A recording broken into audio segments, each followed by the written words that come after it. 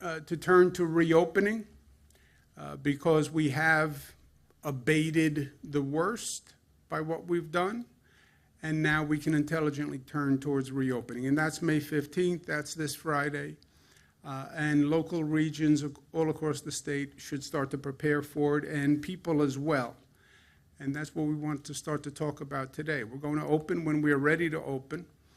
What does ready to open mean? Well, first, the number of hospitalizations, the infection rates show decline. The federal government, with CDC guidelines, have laid that out, and we think it's intelligent. We accepted the federal guidance.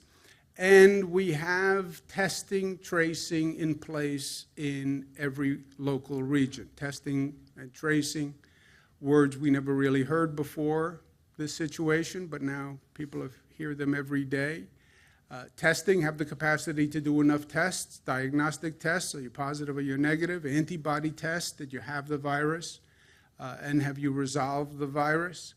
Have that testing capacity in place, tracing, when you find a positive case, trace it back, and then isolate the positive so you reduce the spread.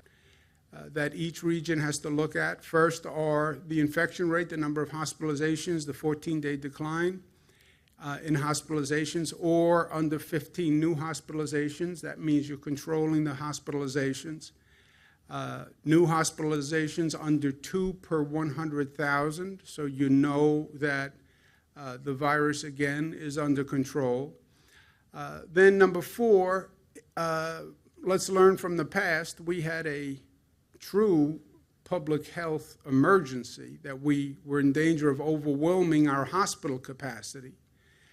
Let's make sure we have 30% buffer in a number of available hospital beds in case that virus takes off again on you. You want to make sure we have hospital beds, so hospitals up to 70%, but 30% available hospital beds, 30% available ICU beds. Many of the people who come in with this virus need an ICU bed. We want to make sure we have the ICU beds if we need them, God forbid. And then testing capacity, so we know what the virus spread is doing. You don't know what the virus is doing unless you are testing. And then the tracing that fits with the testing program. We've been doing more tests than any state in the United States of America. So New York is way ahead in what we're doing on testing. We've come up to speed faster. We're doing more tests per capita than any country on the globe. So we're doing very well in that regard, but you need it in every region. It doesn't help the Finger Lakes if the Capital District has enough testing. You have to have enough testing and enough tracing in the Finger Lakes. So each region has to have that in place, and we understand that. When we reopen, we're talking about a phased reopening. That's what everyone basically is doing. The question is moderating that phasing and doing it intelligently, but starting with construction and manufacturing, retail, curbside pickup, agriculture, forestry, and fishing, then to phase 2, phase 3, phase 4, monitoring all along.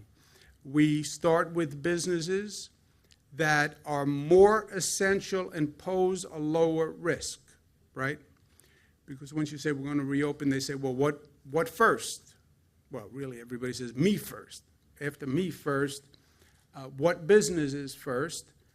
Those that are most essential and those that pose a lower risk because you can socially distance, etc. That's the matrix to make the decision. And then businesses have to do their part also. This is not a one-sided affair. Businesses have to put safety precautions in place. We understand what has to be done, how the workforce has to have personal protection. They have to be socially distanced. The workspace itself, in some cases, has to be adjusted, reconfigured.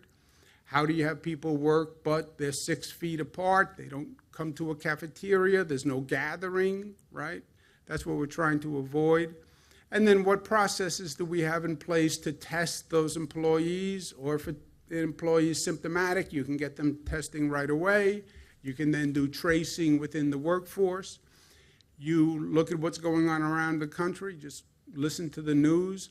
Those meat processing plants where you have hundreds and hundreds of workers getting sick. We have an agriculture plant in Madison County that dozens of people got sick. It's not about the meat or the agriculture, it's the gathering, it's the density. That's what creates the problem. But this week, it's Monday, before Friday, start talking, start communicating, understand who does what, where, and that's true in regions all across the state. But I would urge them now to get on the telephone or Zoom or whatever your preferred technology, start talking, start understanding what happens on Friday, what do our numbers look like, and let's get that all set sooner rather than later.